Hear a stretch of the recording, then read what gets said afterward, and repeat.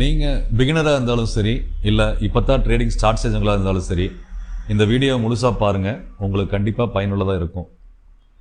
இப்போது கொஞ்சம் பணம் இருந்தாலே, அதாவது ஒரு 30,000லேருந்து ஒரு 50,000 அந்த அமௌண்ட் இருந்தாலே போதும், ஸ்விங் ட்ரேடிங் அழகாக செய்யலான்னு உங்களுக்கு தெரியுமா?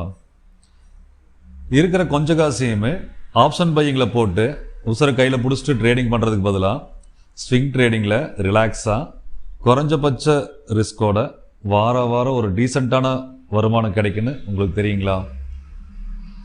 அப்புறம் இந்த வீடியோக்குள்ளே ஒரு எளிமையான கால்குலேஷன் சொல்லிக்கிறேன், அப்போ நீங்களே புரிஞ்சுக்குவீங்க. நான் செபி ரெஜிஸ்டரோ நிதிநிலை ஆலோசகரோ இல்லைங்க, என்னோட அனுபவங்களை தான் உங்கள்கிட்ட பகிர்ந்துக்கிறேன். சரி, வாங்க வீடியோக்குள்ளே போகலாம். ஈஸி ட்ரேடிங் தமிழ் சேனலுக்கு உங்களை வரவேற்கிறேன்.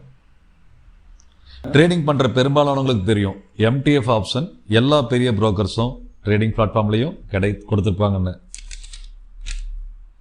MTF அப்படின்னா மார்ஜின் ட்ரேடிங் ஃபெசிலிட்டி. அப்படின்னா என்னங்க? எளிமையாக சொல்லணும்னா, நம்மக்கிட்ட ஒரு 100 ஸ்டாக் வாங்குற அளவுக்கு தான் பணம் இருக்குன்னா, அந்த பணத்தை வச்சு நம்மளால் ஒரு 300 ஸ்டாக்கோ அல்லது 400 ஸ்டாக்கோ வாங்கிட முடியும். அதை கொஞ்ச காலத்துக்கு வச்சிருந்து அதுக்கப்புறம் விற்றுக்கவும் முடியும். வாங்க இதை பற்றி விளக்கமாக பார்த்துக்கலாம். தன்னாப்பில் பாரத் எலக்ட்ரானிக்ஸுங்கிற ஸ்டாக் எடுத்துருக்குறோம். இப்போ அதனுடைய இன்டர்வேஸ்குள்ளே பார்த்தீங்க அப்படின்னா, ஒரு பை எடுக்கிறோம் அப்படிங்கிறப்போ அது இப்படி தான் காட்டும் இன்டர்ஃபேஸு. இதில் இங்கே பாருங்கள், பே லேட்டர் வயா MTFன்னு இருக்கு இல்லைங்களா? இதை கிளிக் பண்ணிக்கோங்க.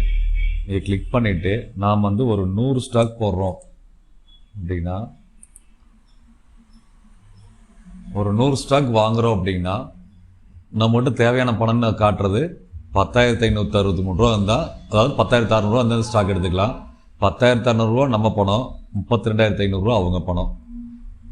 430 ரூபா அடக்கவில்லை அப்படிங்கிறப்போ 100 ஸ்டாக் 43,000 ரூபா வந்துடும். பட் நம்ம 10,500 ரூபா இருந்தாலே இதை நம்ம வாங்க முடியும். இது அப்போது நாம் ஒரு 200 ஸ்டாக் வாங்குகிறோம் அப்படின்னா, 200 வாங்குறோன்னா நம்ம கையில் 21,000 ரூபா இருந்தால் போதும். 65,000 ரூபா அவங்க பணம் கொடுப்பாங்க அதில். சரி, நான் ஒரு உதாரணத்துக்கு சொல்கிறேன். நாம் ஒரு 500 ஸ்டாக் போகிறோம்னு வச்சுக்கோங்களேன். ஒரு 500 ஸ்டாக் போட்டோம்னா நம்ம கையில் 52,000 ரூபா பணம் நமக்கு வேணும். அவங்க 1,22,000 கொடுக்குறாங்க. அதாவது எத்தனை 4 மடங்கு நம்மளுக்கு லிவரேஜ் கிடைக்குது. உதாரணத்துக்கு எளிமையாக சொல்லணும்னா, நம்ம கையில் ஒரு 50,000 ரூபா இருந்துச்சுன்னா நாம் ஒரு 2 லட்சம் ரூபா வரைக்கும் பர்ச்சேஸ் பண்ண முடியும். சரி, இதுக்கு என்ன வட்டி வாங்குறாங்க அப்படின்னு பார்த்தீங்கன்னா, 1 லட்சம் ரூபாய்க்கு ஒரு மாதத்துக்கு 1,200 ரூபாய்க்குள்ளே வருது. அது இதில் பார்த்தீங்கன்னா தெரியும், ஃபுல் டீல்ஸ் இதிலே வந்துடும். நாம் 500 குவான்டிட்டி வாங்குகிறோம், 430 மேலே 2,15,000 ரூபா வேல்யூ. ஆனால் நாம் கட்டுறது 52,000 ரூபா கட்டுறோம்.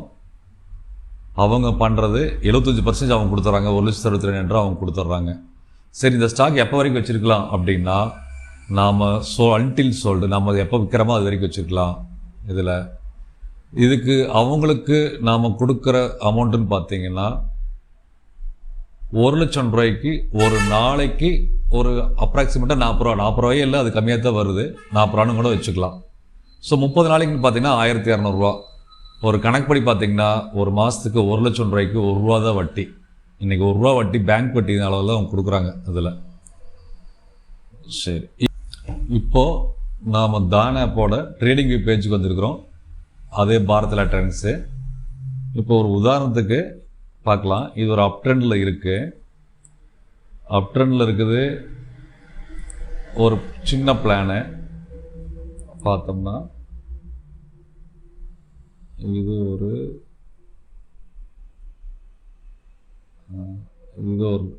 சப்போர்ட் வரைக்கலாம். அண்ட் இங்கே போட்டால் சரி, கரெக்டாக இது. இப்போது நம்ம ஒரு வேளை இந்த சப்போர்ட்டை, இந்த ரெசன்ஸ் பிரேக் பண்ணி மேலே வந்துட்டான் அப்படிங்கிறப்போ நாம் இந்த இடத்துல ட்ரேட் எடுக்கிறோன்னு வச்சுக்கோங்களேன். இங்கே ட்ரேட் எடுக்கிறோம்னா நம்மளுக்கு என்ன ஆகும் அப்படின்னா, இங்கே பாருங்கள், சும்மா ஒரு ஐடியாக்கு தான் சொல்கிறேன், இது பெருசாக யோசிச்சிடாதீங்க, ஒரு ஐடியாக்கு தான் சொல்கிறேன். இப்போது இங்கே ட்ரேட் எடுக்கிறோம் அப்படின்னா இதுதான் நம்ம ஸ்டாப்லஸ், 10 பாயிண்ட் ஸ்டாப்லஸ். அப்போ டார்கெட்டு இது வரைக்கும் போயிடுச்சு, ஓகே, ஓனங்காட்டிக்கு தெரியுது, நடந்து முடிஞ்ச மாதிரி தெரியுது. பட் 1:2 வச்சுக்கலாம். கிட்டத்தட்ட இது 1:2. அப்போ இது வரைக்குமே போயிருந்துச்சுன்னா நமக்கு என்ன ப்ராஃபிட் அப்படின்னு பார்த்தீங்கன்னா 20 பாயிண்ட் கிடச்சிருக்குது, 10,000 ரூபா ப்ராஃபிட்டு. ஒரு வேளை இங்கேருந்து இங்கே லாஸ் ஆயிடுச்சுன்னா 10 பாயிண்ட் போயிடுச்சுன்னா இதுக்கு 5,000 ரூபா லாஸ். சரிங்க சார், இது இவ்வளோ தானே அப்படின்னா, இப்போ இந்த இடத்துல நாம் ஒரு 300 ஸ்டாக் விற்றுட்டு மிச்சம் 200 ஹோல்டு பண்ணி அதுக்கப்புறம் அடுத்து க்ரீன் கேண்டில் முடிஞ்சு அவன் ரெட் கேண்டில் எப்போ வைக்கிறானோ அப்போ வெளியே வரலாம், அல்லது இங்கேயே முடிச்சுட்டு நம்ம வெளியே வந்துக்கலாம். ஆக மொத்தம் இங்கே 10,000 ரூபா ப்ராஃபிட் நம்மளுக்கு கிடைக்கும். இந்த ட்ரேடு பார்த்தீங்க அப்படின்னா 3 நாள்லேயே முடிஞ்சிருச்சு. பட் பெரும்பாலான ட்ரேடு பார்த்தோம் அப்படின்னா குறைஞ்சது ஒரு 10 நாளாவது ஆகும். அதனால் நாமளும் இந்த ட்ரேடு முடிகிறதுக்கு ஒரு 10 நாள் ஆச்சுன்னு நாம் கணக்கு வச்சுக்கலாம். இப்போது நாம் அந்த பாரத் எலக்ட்ரானிக்ஸ் எடுத்த ஸ்டாக்கு 500 ஸ்டாக்கு, அதுக்கு நமக்கு கிடைச்ச ப்ராஃபிட் பாயிண்ட் பார்த்தீங்க அப்படின்னா 20 பாயிண்ட்டு. ஸோ நம்மளோட ப்ராஃபிட் அமௌண்ட் வந்து 10,000 ரூபா கிடச்சிருக்குது. இப்போது இந்த 10,000 ரூபா அதில் நாம் வந்து புரோக்கருக்கு கொடுக்க வேண்டிய தொகை, ஏன்னா அவங்க எம்டிஎஃப்ல 1.5 லட்சம் ரூபா பணம் கொடுத்துருக்காங்கல்ல 10 நாளைக்கு யூஸ் பண்ணுறதுக்கு, அது கொடுக்க வேண்டிய தொகை 600 ரூபா. எப்படி அப்படின்னா 1 லட்சம் ரூபாய்க்கு ஒரு நாளைக்கு அமௌண்ட் பார்த்திங்கன்னா 40 ரூபா ஒரு தோராயமாக. ஸோ 30 நாளைக்கு 1,200 ரூபா, 10 நாளைக்கு 400, இப்போ 1.5 லட்சம் ரூபாய்க்கு 600 ரூபா கணக்கு. ஸோ 600 ரூபா கொடுத்துக்கிறோம். இந்த 40 ரூபா வந்து 400 ரூபா வந்து ஸ்டாக்ஸு, டேக்ஸு இதர செலவுக்கெல்லாம் சேர்த்து ஒரு 400 ரூபா, ஒரு 500 ரூபாய் கணக்கு வச்சுக்கலாமே. ஸோ மொத்தமாக இதெல்லாம் கழிச்சு பார்த்தோம் அப்படின்னா ஒரு 8,800 9,000 ரூபா வரைக்கும் நம்மளுக்கு ப்ராஃபிட்டு அப்படிங்கிறது கிடைக்கும். சரிங்க, இதில் எதுவுமே கன்க்ளூஷன் இல்லையா அப்படின்னா, இதில் இம்பார்ட்டண்ட்டான நோட்ஸ் என்னென்னா, ஒரு சில புரோக்கரேஜ் வந்து அவங்களோட பிளாட்ஃபார்மில் இந்த எம்டிஎஃப் வந்து 30லேருந்து 90 நாட்களுக்குள்ளே அந்த ட்ரேடை க்ளோஸ் பண்ணணும் அப்படின்ட்டு வச்சுருக்கிறாங்க. அப்புறம் இந்த எம்டிஎஃப் வந்து ஸ்விங் ட்ரேடிங்க்கு மட்டும்தான் சப்போர்ட் பண்ணுவாங்க, இன்ட்ரா டேக்கு கிடையவே கிடையாது. அப்போது எம்டிஎஃப் அப்படின்ட்டு ஒரு ஆப்ஷன் நம்மளுக்கு கூட சப்போர்ட்டுக்கு இருக்கிறங்காட்டிக்கு ஸ்விங் ட்ரேடிங்கை ஒரு பிஸ்னஸாக பாருங்கள். நான் இந்த வீடியோவில் முதலே சொல்லியிருப்பேன், கடைசியில் வந்து நான் ஒரு கால்குலேஷனாக சொல்கிறேன் அப்படின்ட்டு. இப்போது உங்கள்கிட்ட வந்து ஒரு 1 லட்சம் ரூபா பணம் இருக்குது, நீங்கள் ஒரு தொழில் பண்ணுறீங்க. இப்போது அந்த தொழிலுக்கு எக்ஸ்ட்ரா முதலீடு இன்னொரு 3 லட்சம் ரூபா வேணும்.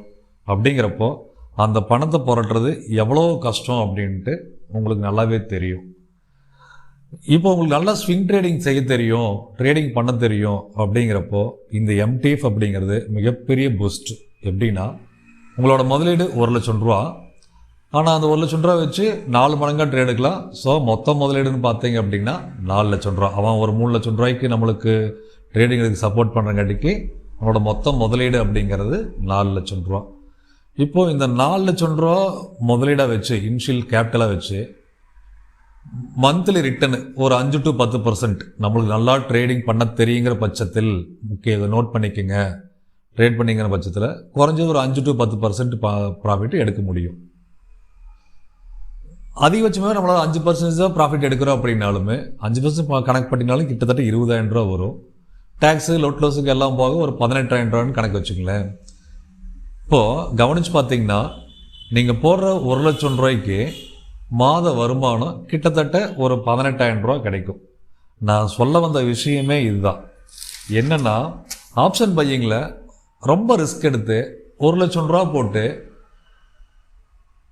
ஹெவியாக ரிஸ்க் எடுத்து ட்ரேட் பண்ணுறதுக்கு பதிலாக அதே பணத்தை இதில் போட்டு அவங்க கொடுக்குற பூஸ்டை யூஸ் பண்ணி, பொதுவாகவே தெரியும் ஸ்விங் ட்ரேடிங் அப்படிங்கிறது மீடியமான ரிஸ்க். ஆப்ஷன் பையிங்கோட கம்பேர் பண்ணுறப்போ ரிஸ்க்கு கொஞ்சம் ரொம்ப ரொம்ப கம்மி தான். டென்ஷன் இல்லாமல் ரிலாக்ஸாக நம்ம ட்ரேடு பண்ணிக்கலாம். நானுமே கூட ஸ்விங் ட்ரேடிங் செய்ய ஆரம்பித்ததுக்கு அப்புறம் தான் பார்த்தீங்க அப்படின்னா நான் ப்ராஃபிட் ஜோனுக்குள்ளேயே வந்தேன். சரி, இத்தனை சொல்கிறேனே, நான் வந்து செபி ரெஜிஸ்ட்ரோ இல்லை நிதிநிலை ஆலோசனை இல்லைங்க, இதெல்லாம் என்னோடய எக்ஸ்பீரியன்ஸ்லேருந்து நான் உங்கள்கிட்ட சொல்கிறேன். இதில் தெரிஞ்சுக்குங்க, உங்களுக்கு தெரியறதுக்கு ஒரு வாய்ப்பாக இருக்குன்னு சொல்கிறேன்.